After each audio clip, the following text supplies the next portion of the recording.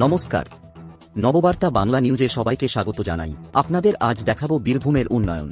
এই উন্নয়ন রাস্তার ওই পারে দাঁড়িয়ে নয়, সরাসরি এখন রাস্তায় এসে পৌঁছেছে।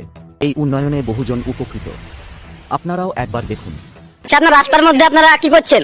আমরা বারোয়া গোপালপুরের 4 নম্বর ওয়ার্ডের আমরা সাধারণ মানুষ। আমরা এখানে রাস্তার মাঝে আমরা মাছ ধরছি।